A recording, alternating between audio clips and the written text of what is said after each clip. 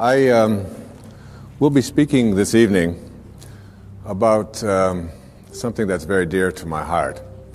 It's not really a canned speech. It's not something that I've memorized. I don't speak from notes.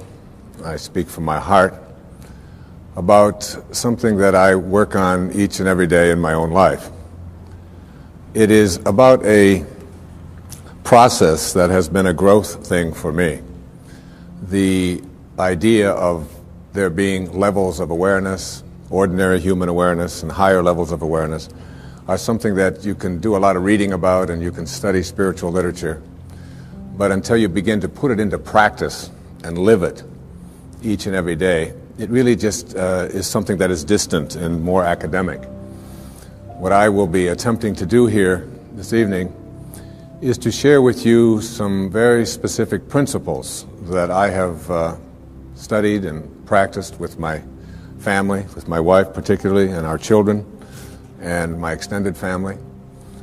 I am not here to proselytize for any particular point of view. I don't represent any religion. I'm not organizing anybody or encouraging anybody to join anything. I have never been a joiner. I don't pay any memberships anyplace. I really don't think of myself as a very organized person, period. I think a truth is a truth very often until you organize it. And then it becomes a lie very often because the organization becomes more important than the truth that we're attempting to teach. So this is not really about getting people to agree with me. When I was back in school, I had professors who used to say, if you want to understand poetry, or if you want to understand a great novel, or if you want to understand a great movie or enjoy it, what you have to do is practice what he called willingly suspending your disbelief. So that when you go into a movie theater, for example, you will see a two-dimensional screen. And you don't walk in and say, well, that's just a two-dimensional screen with a lot of images that are being projected from the rear of the room from a projector, and I'm not going to allow my emotions to be impacted or affected by a silly little thing like a projector. If you did that, you would not be able to enjoy the movie. What you do is you willingly suspend your disbelief. You just let go of any of your doubts, and you just allow yourself to be entertained for a couple of hours. And you say, like, all right, Nicolas Cage can exchange faces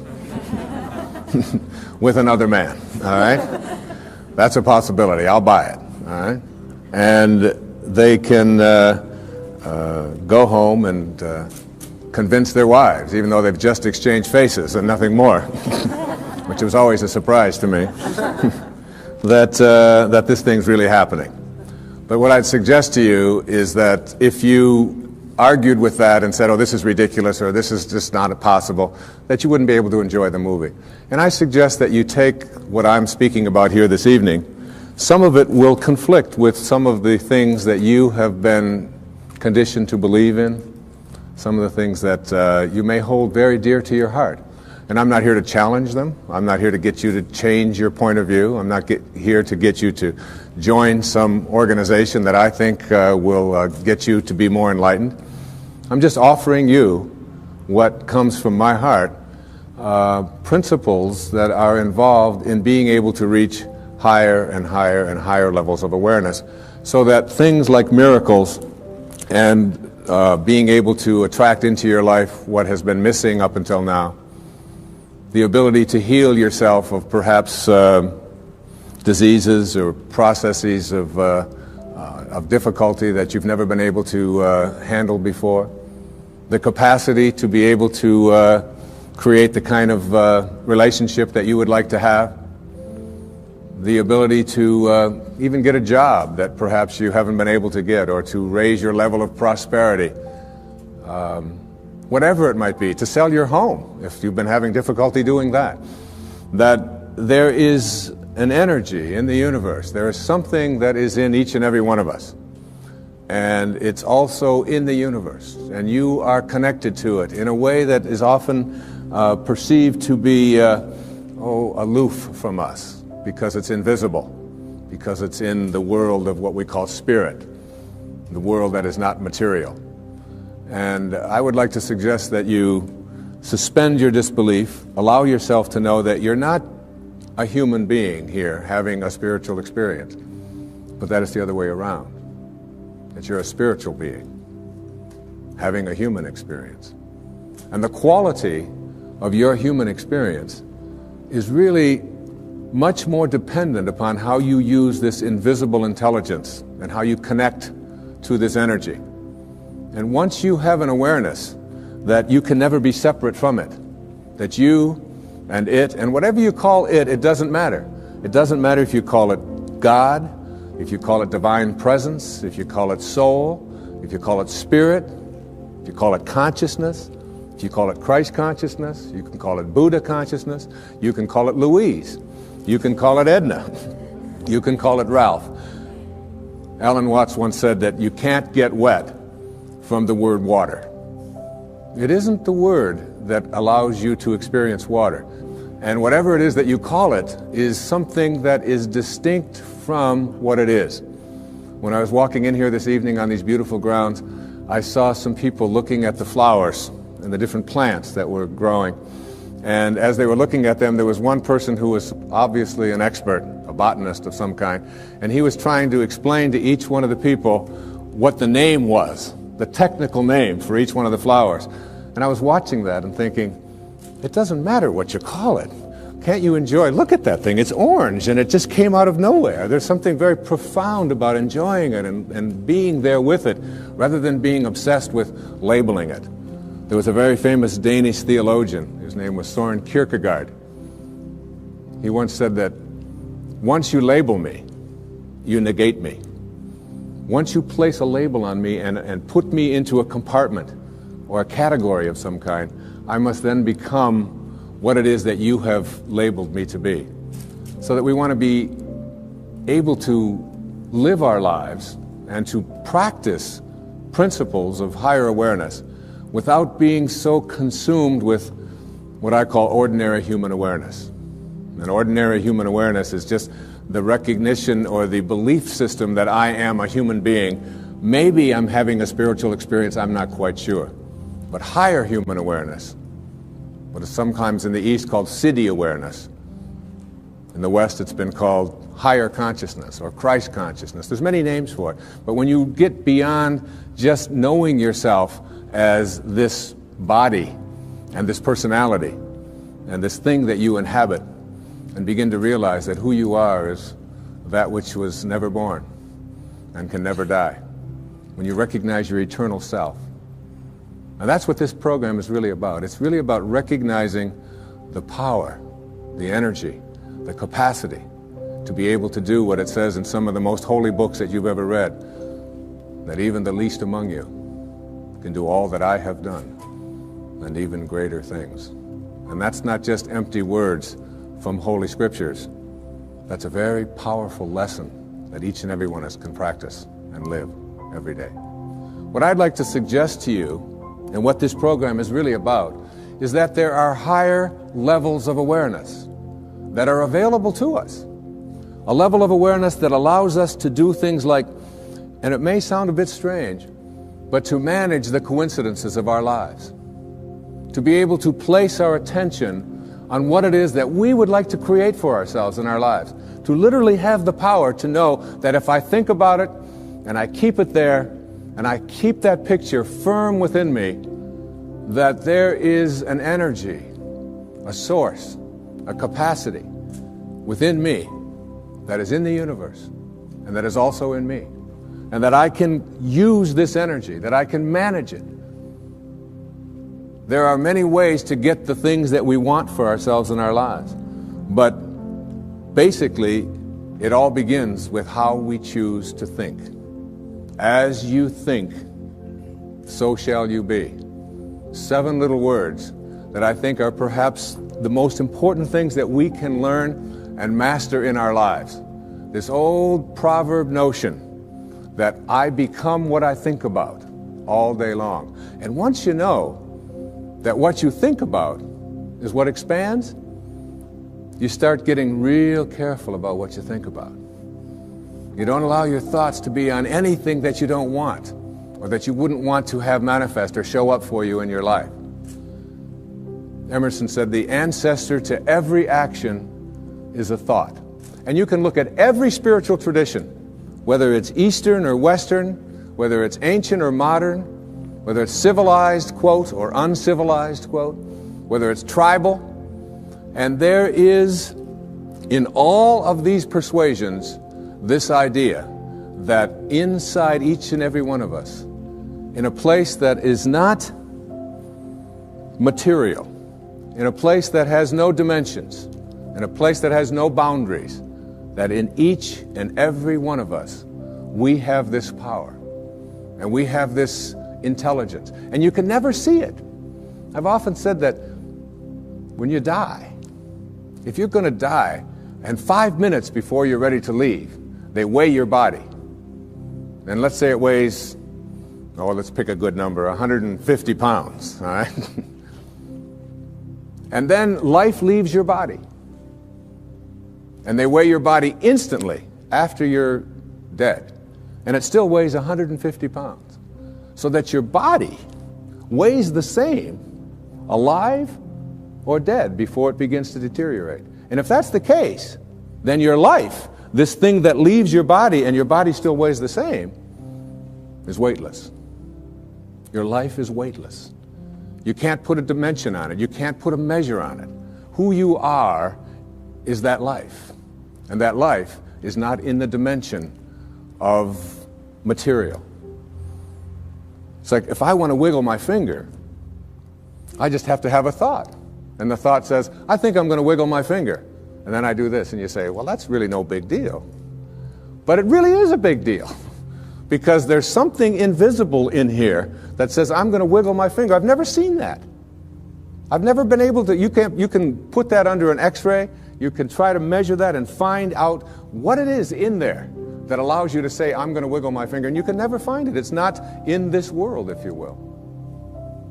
So I can do all the scientific studies, and what I can do when I do these scientific studies is I can find the command center inside of me. And I can go to the brain and I can point to a specific point, and scientists can do this and say, there's the command center which allows you to have a thought, I think I'm going to wiggle my finger. But there's no computer and there's no scientists and there's no technology that can ever allow us to go inside and say, there's the commander in the command center. Can't find it. And that commander in the command center, that weightlessness, is the part of us that we just don't pay enough attention to. And what I'd like to suggest here this evening is that once you start becoming aware of the power of thought, and if you look around, just look around you at everything that you see, it all began with a thought. We become what we think about. And that is probably one of the most important principles in learning to manifest. But in my mind, as I think about this idea of getting what you really want and being able to attract it into your life, what we have to look at is basically the obstacles that we have conditioned ourselves. And you notice I say that we have conditioned ourselves, because I have never believed that we need to be putting the responsibility on someone else. If you're conditioned, it's because you have allowed yourself to become that. And if we've conditioned ourselves to believe certain kinds of things, and one of the things that we kind of believe and hang on to and live with is this whole idea that all of the things that happened to me in my past are what are keeping me from doing what I'd like to do today. So we hang on to these things and we fill ourselves with blame. We say, I'm the middle child. I'm the youngest child. I'm the oldest child. I'm an only child. Any one of those is a great excuse. If you're the youngest child, you can say, well, how could I be making decisions for myself and be a fully functioning person today when I always had somebody else telling me what to do my whole life? How could I think for myself? If you're the oldest child, you can simply say to yourself, well, how could I be expected to think for myself? I always had to think for somebody else. I was always doing it for somebody else. And that leaves the middle child. The classic identity crisis. Oh, poor me. My mother didn't even know my name. She's always calling me by this one's name or that one's name. So I don't know where I fit in. So that takes care of everybody except the only child. And of course, the only child, well, your parents looked at you and said, we won't be doing that again. Huh? You have to live with that, I don't. Huh? So everybody, with their birth order, or with their mother liked their sister better, or that we had enough, or we didn't have enough, or we had too much, or we lived in the north, we lived in the south, I'm too tall, I'm too short, I've got too much hair, I don't have enough hair, it's falling out, it's not falling out, whatever it is, we all have these excuses. And I call all of these things that we hang on to and use to keep ourselves from reaching these higher places in our lives, the wake. I call it the wake. And the wake is comes from a story that I heard Alan Watts tell one time, and it was a very powerful story.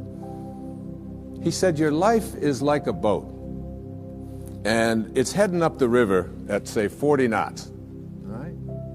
And as it's going, you are somehow able to metaphorically stand on the stern, the back of the boat, and look down into the water. Now there goes your life in this direction, and you're standing here and you're looking down into the water. And you ask yourself these three questions. The first question, what is the wake? What is it? What is this thing that you see? And the answer, the wake is the trail that is left behind. That's what it is. Nothing more, nothing less. It's the trail that is left behind. Second question to ask yourself in this little metaphor, what's driving the boat? What's making this thing go in this direction? The answer, the present moment energy that's being generated by the engine, and nothing more. That's the only thing that's making the boat go in this direction. And in this little scene, this means it's the present moment thoughts that I have and how I am using them that is making my life go in this direction, and nothing more. Because the third question is the most important and powerful question.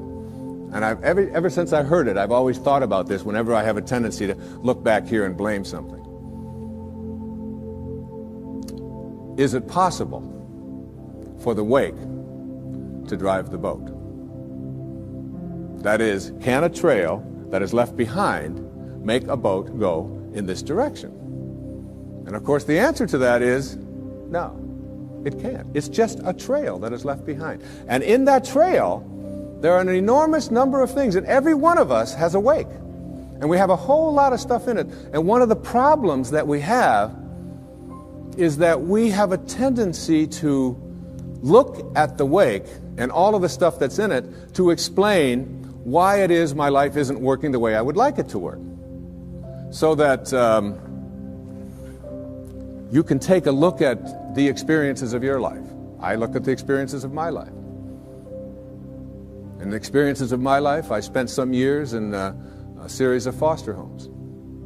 People have said to me, oh, living in a foster home, that must have been terrible. I said, no, it wasn't terrible at all. When you're 6 years old, you don't wake up every day and say, oh my God, I'm living in a foster home. Isn't this awful? Poor me. How come me and nobody else? You don't do that. You don't do that till you're 40. And when you're 40 and your life isn't working and you're bankrupt and you're a drug addict and your relationships are all falling apart and your family's leaving you, and you say, why is this happening to you? You say, what do you expect from me? I had to live in a foster home. My mother liked my sister better. We were too this, we were too...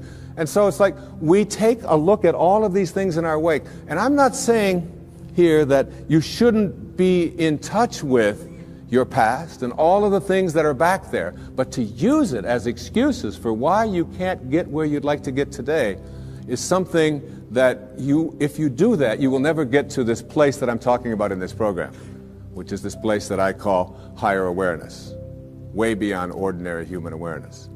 One of the most powerful lessons that you can ever learn, I had to learn as a young man. My own father was a man who walked away. He left. He left home when I was just a baby. Left my mother, who's sitting right here,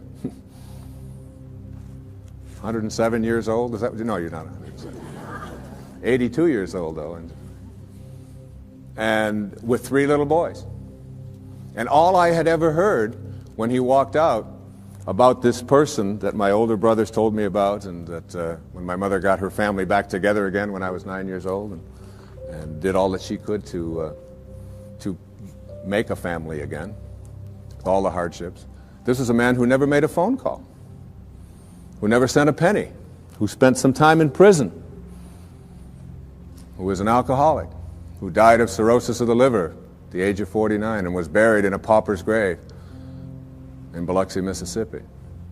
And it wasn't until I went to his grave and was able to stand there, and I used to dream about this man and have this enormous hatred for this person whom I had never seen, just based upon what he had done to my own mother and to my brothers and so on, and all of the stories that I had heard and all the research that I had done. And I ended up at his grave 10 years after he had died, when I finally found out that he was dead. It was on the 27th of August. It was 1974. And what I did transformed my life. What I did is I believe I was sent there by God, or whatever you want to call that divine spirit, that divine presence. And my life at that time wasn't working. I was overweight. My relationships weren't working. My writing wasn't working. There were a lot of things that weren't going well for me in my life at that time.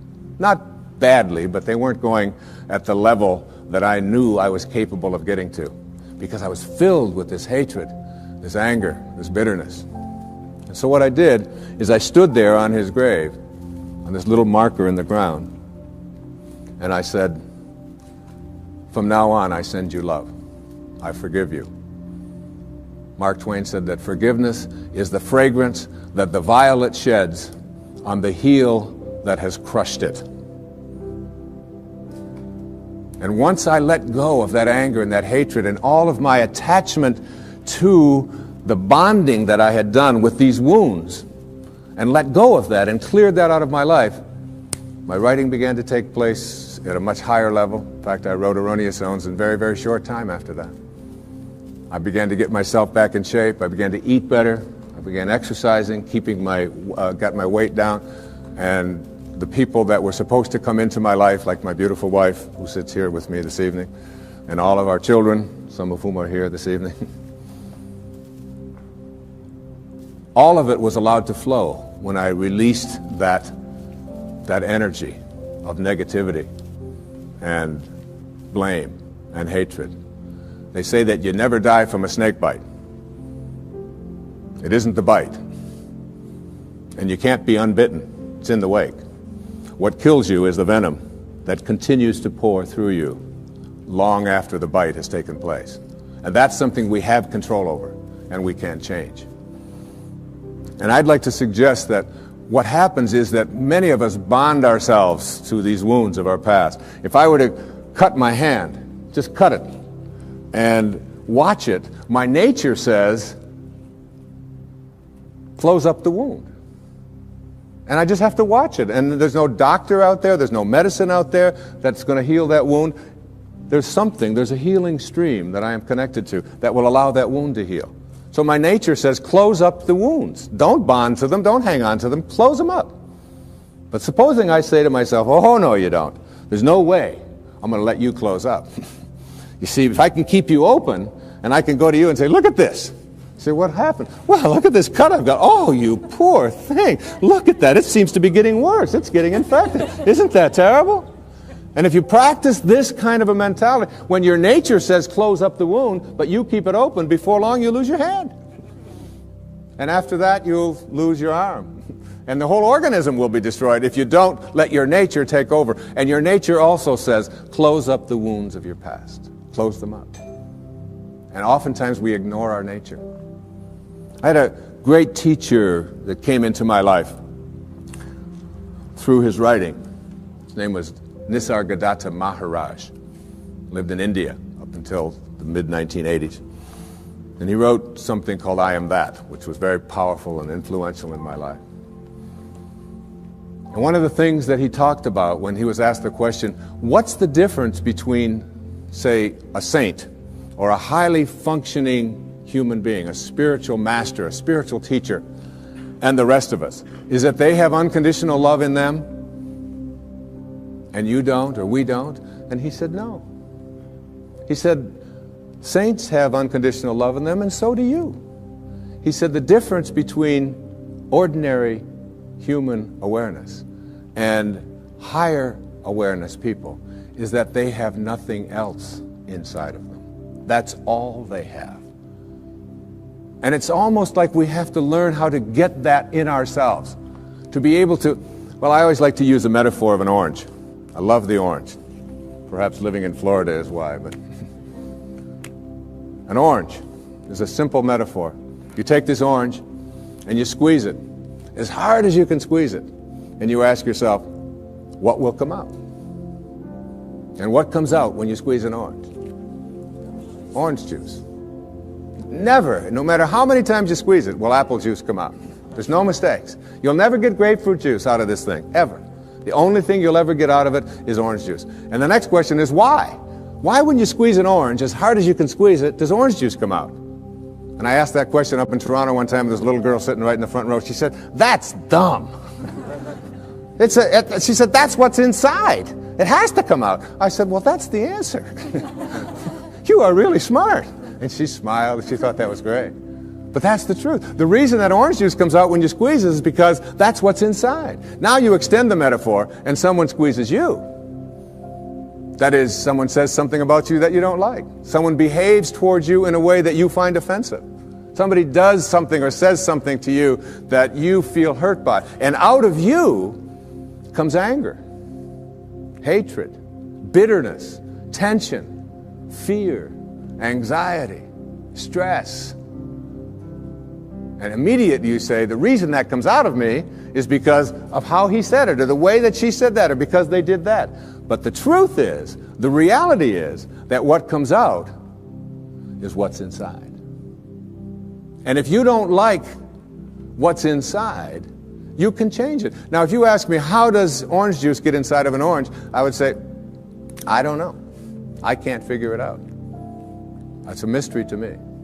I just enjoy the oranges of my life and give God the credit for that. A lot of people think that other things make them the way they are. They will blame their past, they'll blame their parents, they'll blame the economy, they'll blame the Ayatollah, they'll blame somebody for things that are going wrong in their life. And one of the favorite things that we have to blame for why I'm upset at a particular moment is something called traffic. Traffic made me upset.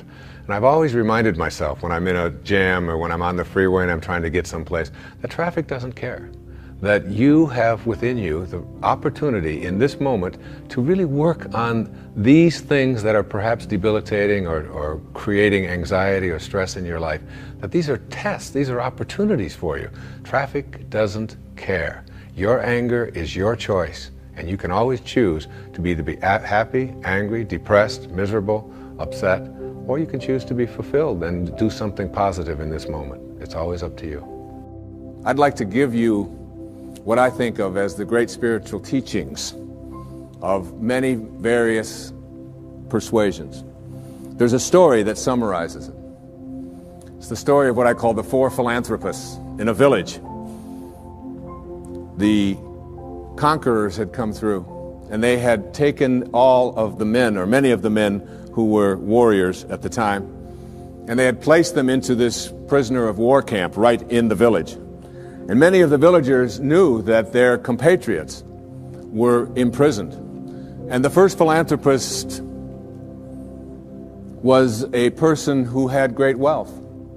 And he went to the people who had the prison and were in charge of it, and he said to them, I understand the men are not able to have fresh water and cold water. I would like to donate all of my earnings and everything that I have to purifying the water for them and making sure that all of them will not be sick.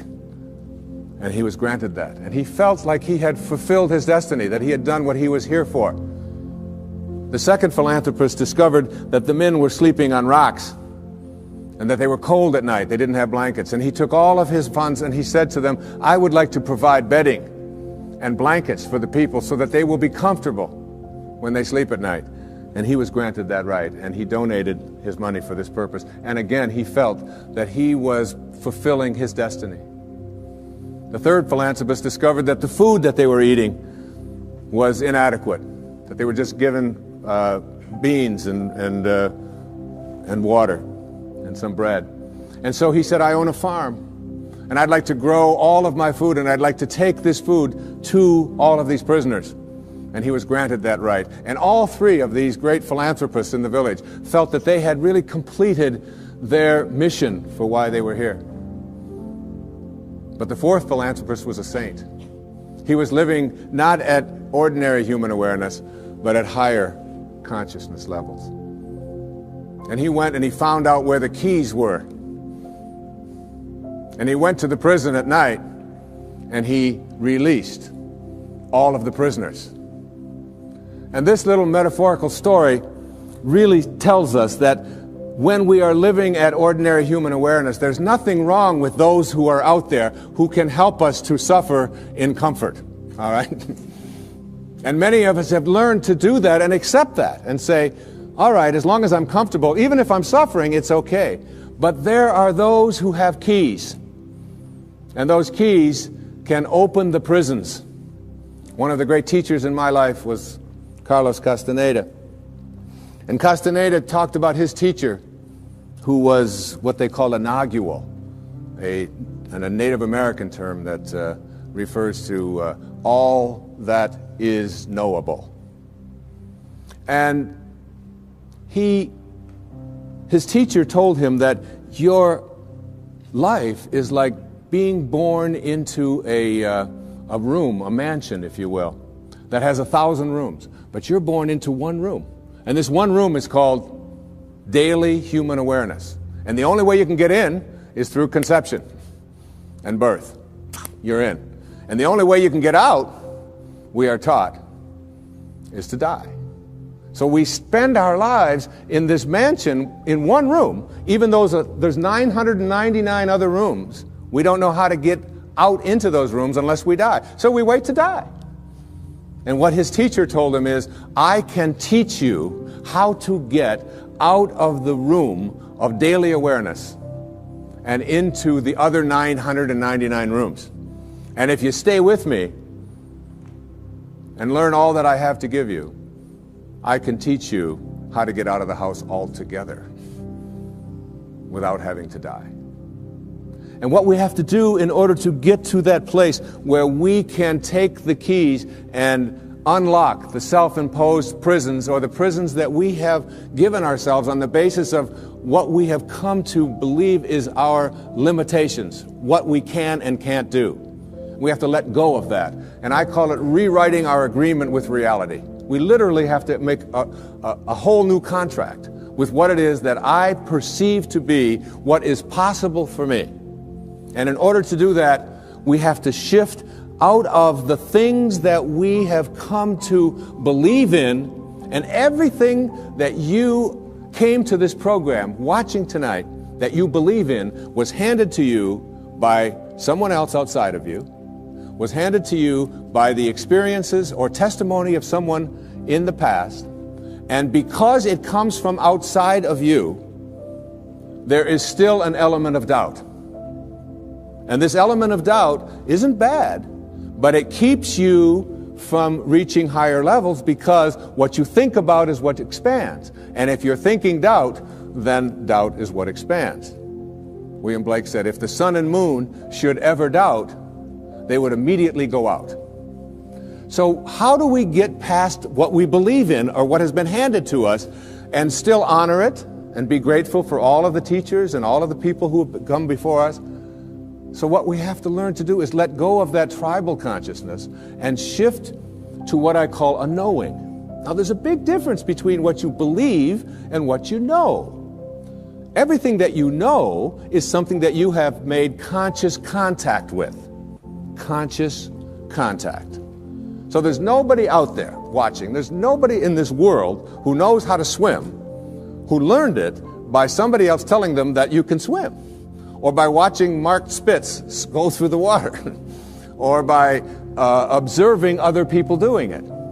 You may remove some of the doubt, but you will never know how to swim until you get in the water and blub around a few times and then do it.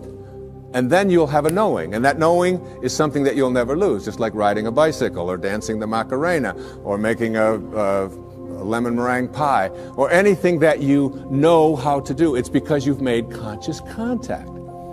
And I'd like to suggest that there's a big difference between knowing about a divine presence, knowing about a sacred awareness, knowing about God, and knowing God. There's a big difference. Just like there's a big difference between knowing about the possibility of being able to heal myself of something that is bothering me, perhaps a disease process. I perhaps may believe that it's possible because I've read other people and I've heard others say it. And I've read the testimony and I've listened to the tapes and I've gone to the seminars. But until you have made conscious contact with it, you'll never know it. And I'd like to suggest there's a wonderful poem. I'd like to share this poem with you. It's written by a wonderful woman. Her name is Valerie Cox. And she lives up in Seattle, and she's written quite a bit of poetry. This particular poem really speaks to me to the difference between what you know and what you believe in. Immerse yourself in these words. A woman was waiting at an airport one night with several long hours before her flight. She hunted for a book in the airport shop, bought a bag of cookies, and found a place to drop. She was engrossed in her book, but happened to see that the man beside her, as bold as could be, grabbed a cookie or two from the bag between, which she tried to ignore to avoid a scene. She munched cookies and watched the clock as this gutsy cookie thief diminished her stock. She was getting more irritated as the minutes ticked by, thinking, if I wasn't so nice, I'd blacken his eye. With each cookie she took, he took one too. And when only one was left, she wondered what he'd do. With a smile on his face and a nervous laugh, he took the last cookie and broke it in half. He offered her half as he ate the other. She snatched it from him and thought, oh, brother, this guy has some nerve, and he's also rude. Why, he didn't even show any gratitude. She had never known when she had been so galled, and sighed with relief when her flight was called.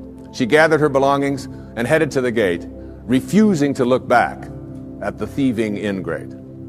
She boarded the plane and sank in her seat, then sought her book, which was almost complete. As she reached in her baggage, she gasped with surprise.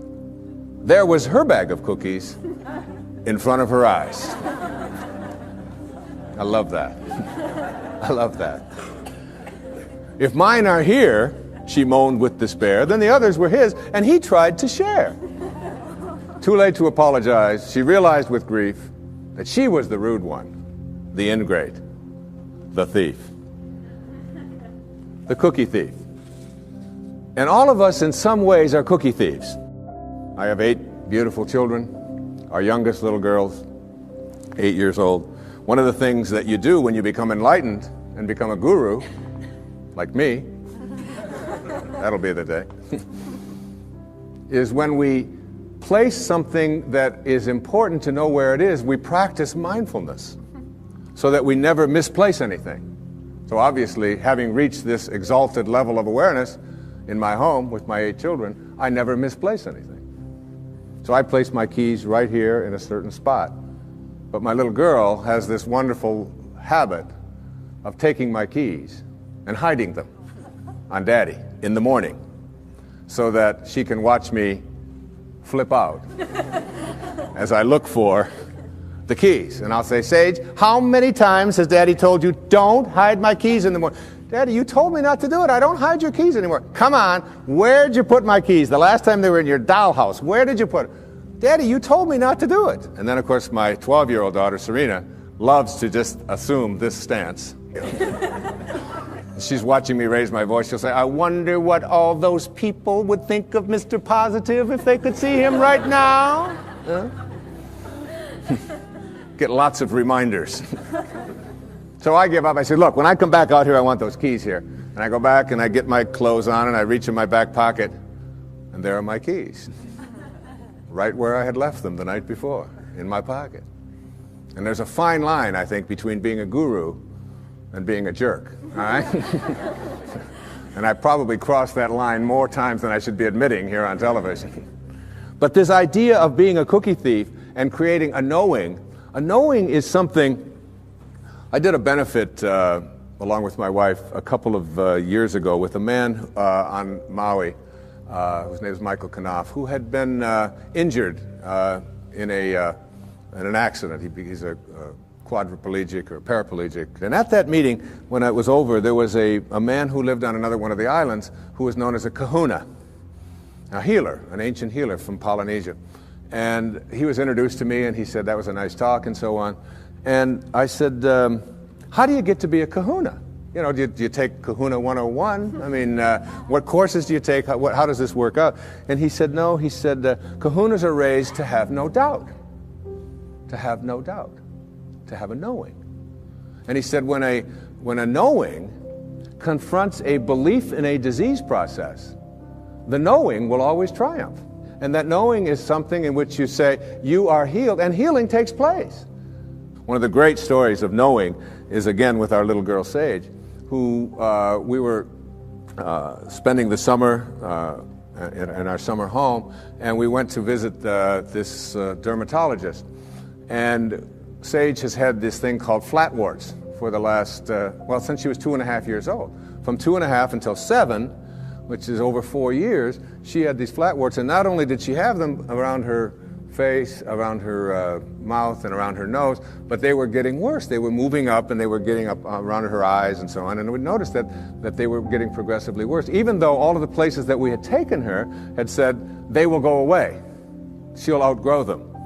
But it didn't seem to be that way, and they always said it would be a few months. Well, years had gone by, and she still hadn't. So we were over at my friend's, this dermatologist in Kihei, and I said, Kenny, as long as we're here, would you mind taking a look at Sage? My wife was there, and he took this big white light, and he put it in her face, and he said, you've got flatwarts. She hates that term. She never wanted to call them flatwarts. She calls them her bumps. All right? She just called them her bumps. So he said to her, but the good news is that when you get married, you won't have them. Well, she's 7.5, going, oh, who's this dork you've got me talking to now? And then he said to her something. He said, we can't burn them off, and there's no medicine that we can give them. But he did say something to the effect that the ability to rid yourself of these things is within yourself. And that if you can call upon that healing capacity in you and begin to talk to these bumps in a way in which you ask them to leave, that you have a much greater chance of getting rid of them faster than anything that I could give you, and we certainly can't burn them off because we might scar your pretty face. And that's basically the message that he gave us. I'm paraphrasing it. So we went back that night to where we were staying, and there was a whole bunch of kids there, as there always are when we're staying, and all of their friends were there. And we walked into the bedroom, and it was late at night, and over in the corner, on her air mattress, was Sage. And she had the blankets pulled up over her head, and she had a flashlight underneath the blankets. And I went over and I lifted up the blanket. I said, honey, is everything all right? She said, shh, I'm talking to my bumps.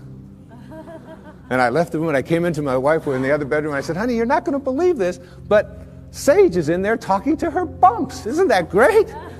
The next night we did the same thing. That was the second night. The third night, the same thing. Now that was Thursday. On Friday, this happened on Monday. On Friday, as God is my witness, on television, every single one of those bumps was gone and has never reappeared since. A knowing. You see, there is a stream of healing that is something that we can plug into. It's very much like electricity. People say, well, in ancient Greece, there was no electricity. There was electricity.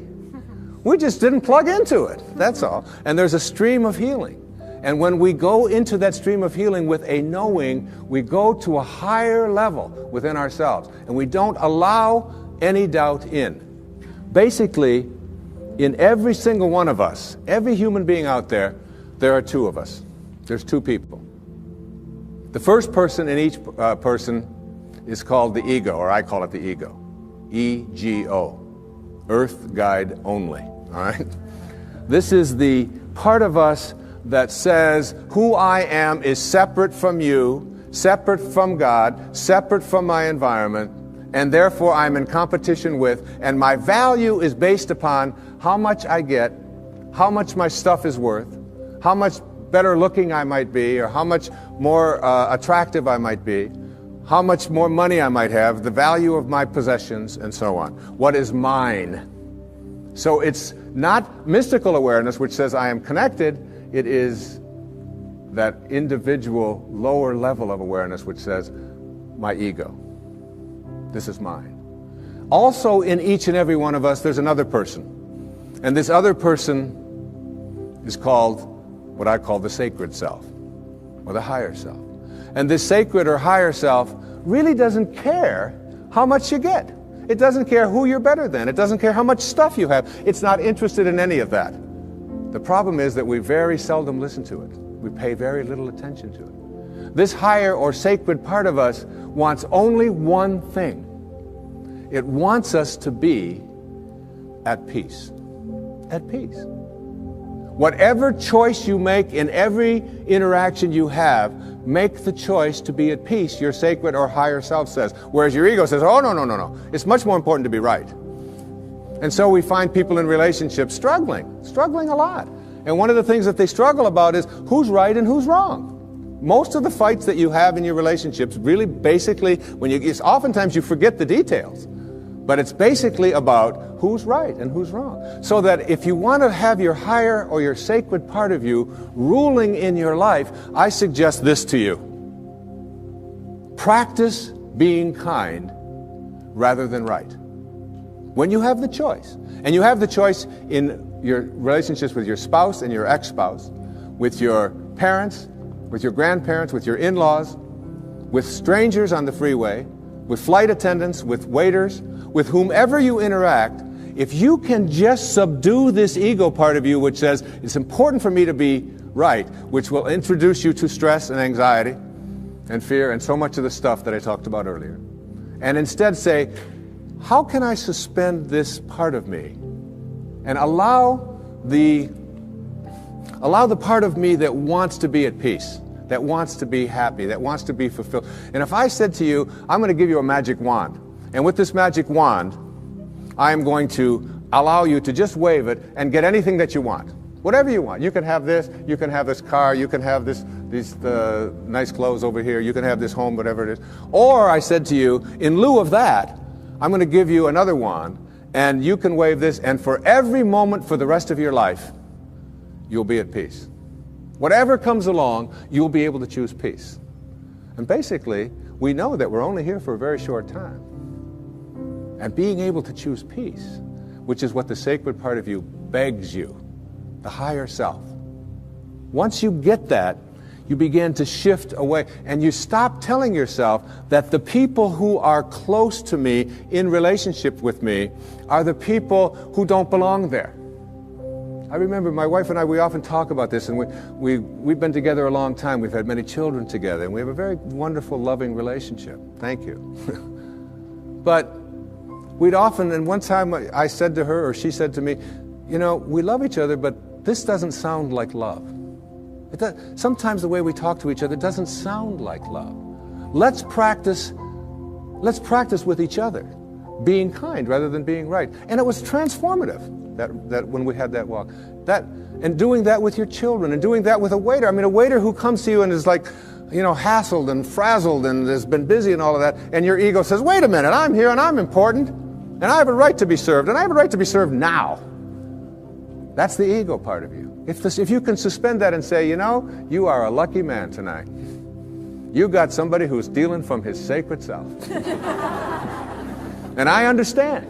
And you take your time, and you come to me, and you bring it at your convenience, whenever you can. I'm willing to suspend my... You know what? You'll get served so fast and with such gratitude just for being kind, if you practice it.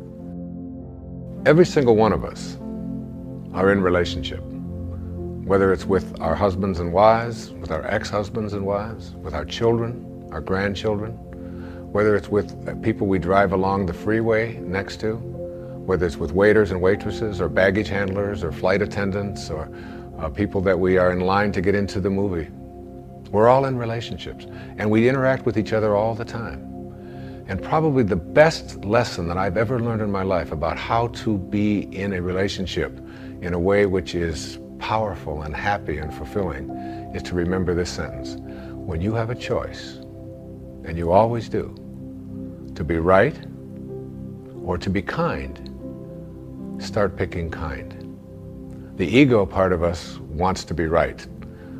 How dare you not serve me as fast as I think I deserve to be served? How dare you say something to me? And immediately we want to make that other person wrong and make ourselves right. But there's a part of each one of us that wants to be happy, wants to be at peace. And that part of us says, it doesn't matter whether you're right. It doesn't matter about your ego. All you want is to be at peace, so pick kind. This kind of an attitude, if we had more of this, not only in our own personal lives, would we improve virtually every relationship we have with all of the people closest to us and all of the strangers we interact with. But on our planet as well, we would begin to understand the wisdom that on a round planet, there's no choosing up sides, that we're all one. We're all breathing the same air.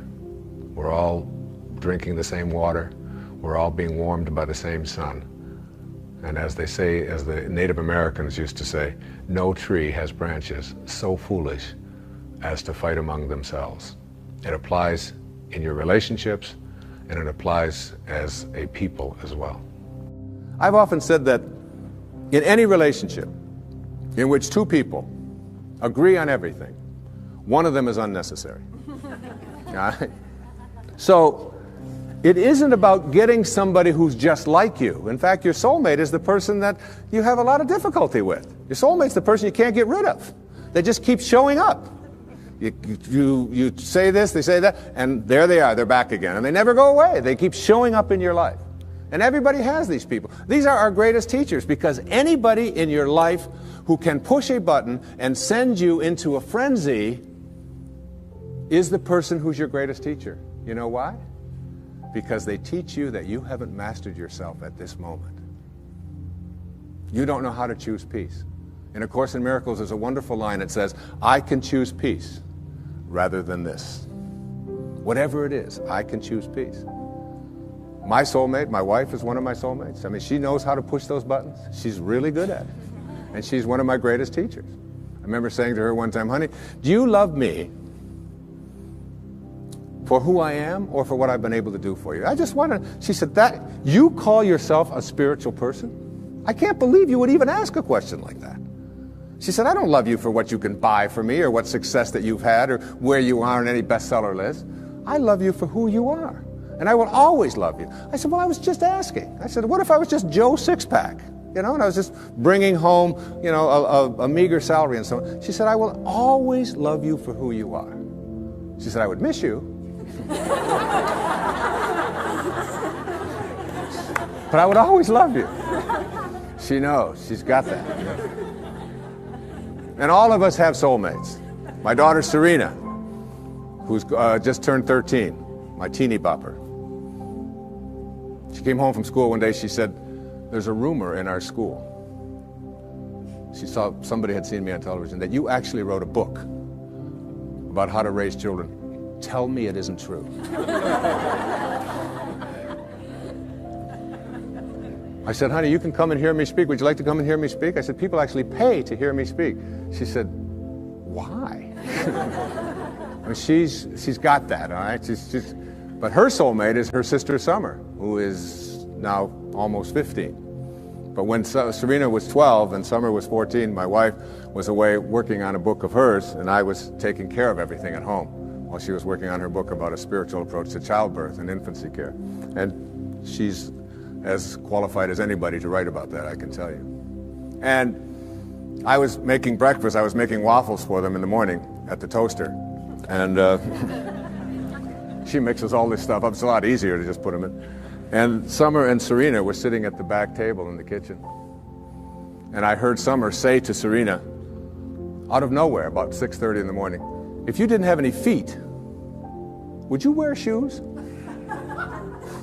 And I turned around, I said, where is this going? And Serena went, that's ridiculous. What do you mean if I didn't have any feet, would I wear shoes? She said, of course not. And Summer said to her, then why are you wearing that bra? Everybody's got a soulmate. Stormed out of the room. And it was all... But it isn't the people who agree with us. It isn't the people who tell us the right thing. It isn't the people who always find us, just perfectly smelling good and so on. There is an element of understanding that everybody who shows up in our life has something to teach us. Many people have said to me that they have observed in my writing and in my teaching over the years that I have changed. I've evolved, if you will. That when I first wrote Erroneous Zones and Pulling Your Own Strings and books like this, that I was really talking about something much different than I'm talking about today, which is spirituality, higher awareness, higher consciousness, and it's true. Because one of the great teachers, again, in my life was Carl Jung. And in Modern Man in Search of a Soul, he said that there are archetypes, there are stages that we go through when we reach adulthood. He said those stages work like this. He said it starts out with the athlete when you reach adulthood. And he called it the athlete, not as a put down of athletes, but as the time in our adult life when our primary emphasis is on our body. What it can do, how strong it is, how fast it can run, how much it can lift, how beautiful it is, and so on. And we believe that we are a body, if you will, perhaps with a soul. He said the second stage is what he called the stage of the warrior. And this is the time in our adult life when we take ourselves out of our physical self, if you will, and we take this body out into the world, and we do what warriors do, which we attempt to conquer, we attempt to defeat, we attempt to get as much as we can. It's the age of the ego. It's the time when we're saying, what are my quotas? What's in it for me? What can I get? And we go through that stage. And I believe that I was writing earlier in my life to teach people how to be better athletes and better warriors, because that's where I was in my life in those days. And the shift has taken place for me as well. Jung said that the third archetype is what he called the archetype of the statesman or the stateswoman. And this is when we finally get to a place in our adult life when we stop saying, what's in it for me? How much can I get? How much can I accumulate? And we begin to ask the question, how may I serve? What are your quotas? And serving others becomes much more important than our own egos, until ultimately we reach what he called the stage of the spirit, the archetype of the spirit, when we finally begin to recognize that this is not our home. What it means in the holy books when it says, you are in this world, but you are not of this world. And these four stages represent also where we can look at our own self. How am I doing going through these? To what extent do I find myself consumed with my own quotas? What's in it for me? How much can I get? And ask ourselves that question as we begin to interact and deal with other people. Being able to manifest, being able to attract into our lives what it is that we'd like to attract into our lives boils down to a formula that I'd like to share with you here this evening. And this formula is one that everyone that I know who is able to get things into their life practices this. I call it the 4 reallys. All right? So that what you really, really, really, really want, you will get. And these 4 reallys each of them stands for something. And if you look at people who are good at, some people call them lucky, some people call them highly spiritual, whatever it might be, but they are good at getting what they want in their lives. And here are the 4 reallys. The first one says, I wish. So what you really wish for, everything that you'd like to get into your life starts with a wish. It's a thought. I wish I could get that job. I wish I could get that promotion. I wish I could lose weight. I wish I could get rid of that addiction that I have. I wish I could, whatever. It's a wish. So you have to start with a wish. The second really stands for what you desire. What you really wish and desire. And the difference between what you wish for and desire is in what I call asking. Ask and you shall receive. Ask and you shall receive. It's not empty words. Be willing to ask. When I get stuck sometimes writing and I'm just not quite sure where to go or whatever, I just leave the typewriter or I leave the yellow pad that I'm writing on. I walk over to the couch and I get into a meditation and I say, I would like some help in having this become clearer as to how to express it. And it's always there. Sometimes the phone will ring. And my wife will call and she'll say, did you know that this was in the mail? And I'll say, read it to me, and it'll be exactly what I needed. Sometimes it just comes in the thing that I call an intuition or an insight, whatever it might be. The third really stands for what I intend. So now you shift away from what I wish for and ask for, and you frame it in such a way that you intend to create it. I intend to create this, whatever it might be, whether it's a healing, whether it's a losing of weight, whether it's getting rid of an addiction, whether it's creating prosperity. I intend to create it. And if you notice people who are good at manifesting, they don't mince those kinds of words. I will do it. And someone will say, well, what if it doesn't work out? You say, well, then I'll just learn whatever I have to learn from it not working out. But I intend to create this in my life. There's an intention, and the intention is so powerful that you become independent of the good opinion of other people. You're not checking it out with the tribe. You're not checking it out with what everybody else out there said you should do or shouldn't do. You're saying to yourself, I intend to create it. And I often tell people, don't tell anybody else about what you want to manifest. Don't make it a big statement. Instead, keep it to yourself. And they say, why do you want to say that? I say, because the minute that you do, you invoke ego. And in quantum physics, there's a simple line. It says, particles themselves are not responsible for their own creation. Another way of saying that is the way St. Paul said it. That which is seen, he said, hath not come from that which doth appear. That is, the source of everything over here is not over here. It's in this invisibleness. And once you invoke ego, you have to defend it, you have to explain it, you have to get the tribe involved in it, and before long, you've lost the capacity to manifest. It's a spiritual journey. Inspiration, in spirit. When you're inspired, in spirit. The fourth really stands for passion.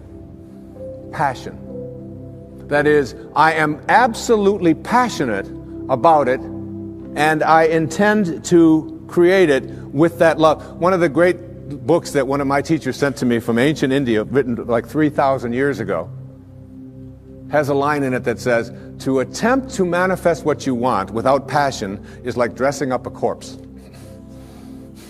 So you take this corpse, and you put a tuxedo on it, and you dress it all up, and you put all the makeup on it, and you take it out into the world, and you say, now see what you can get for me. But basically it's dead inside. And if it's dead inside, that is, if it lacks passion, if you lack passion, you're not going to be able to attract it into your life. So what you wish for, ask for, intend to create, and have passion about, you'll get. You'll get it. That's the good news. The bad news is that what you really, really, really, really don't want, you will also get. And this is one of the most difficult things for people to understand. And when you're dealing with the tribe and you're dealing with what is and what everybody else tells you is impossible, and somebody might be watching this and say, well, that's just a lot of nonsense. I mean, you can't just put your attention on something, think about it, and have it come true. It involves a whole lot of other stuff like that. You see, here's how it works. You cannot attract thin from I hate being fat. Because if what you think about is what expands, and what you're thinking about is hating being fat, then hating being fat is what you will continue to manifest. You act upon what you think about. You cannot attract prosperity from an inner consciousness that says, I hate being poor, I despise being poor. Because if you despise being poor, if you're angry about being poor, then being angry about being poor or despising it is what you will continue to act upon, and you'll be able to say, see? Now it gets worse. You cannot manifest what you want if your attention is on what is.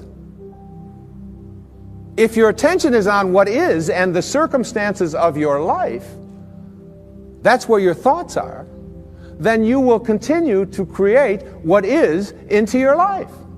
You've got to figure out a way to get your mental images, your energy, your attention, your higher awareness off of what is and onto what you want. And every time your thoughts are on what is, you shift it to what do I want? And it's even worse than that. You cannot manifest what you want if your attention is on what always has been.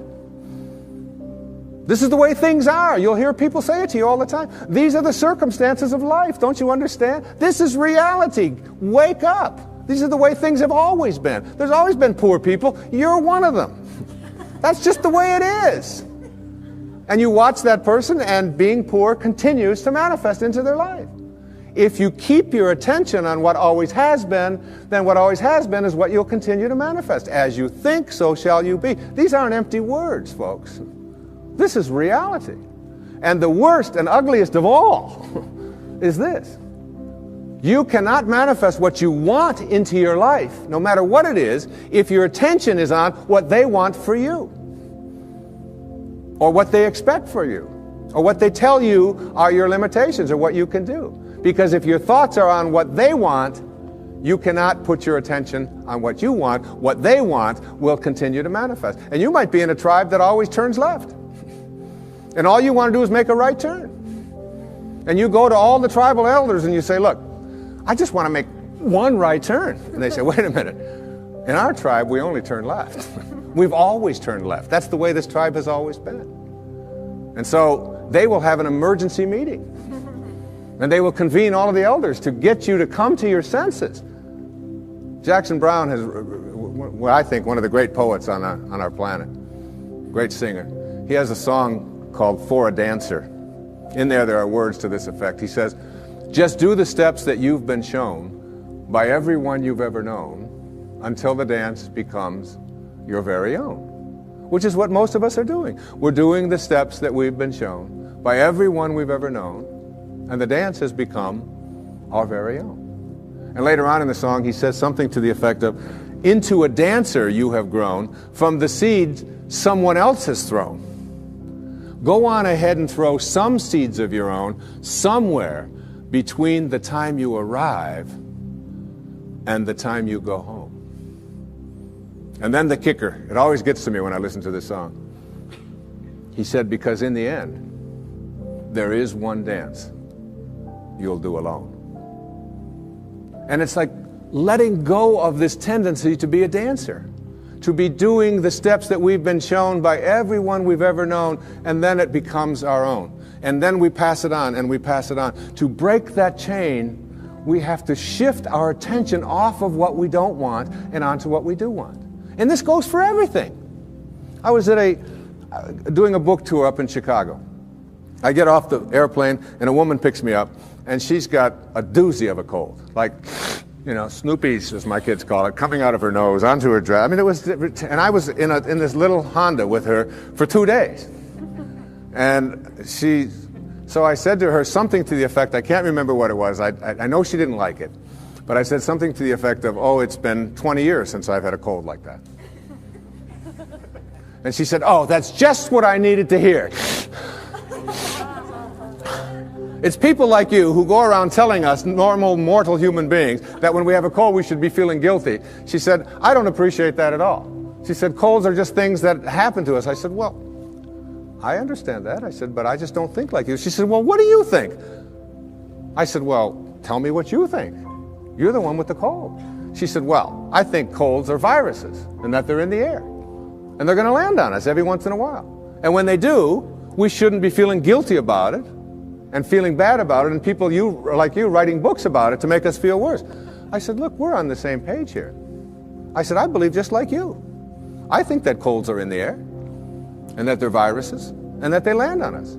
She said, well, how come you don't get a cold then? I said, because when they land on me, I talk to them. She said, you talk to viruses? I said, of course. She said, well, what do you say? Well, I say to it, look, you've landed on the wrong immune system. I'm not going to talk about you to anyone. I'm not going to complain about you. I'm not going to give you any attention. And you have no room to flourish on this immune system. You're just not going to do your work here. But there's a lady in Chicago who's waiting for you. Now, you laugh and you think that that's silly, but I'm telling you that when you keep your attention on what you don't want is what will keep manifesting into your life. Addictions have been described as never getting enough of what you don't want or what you despise.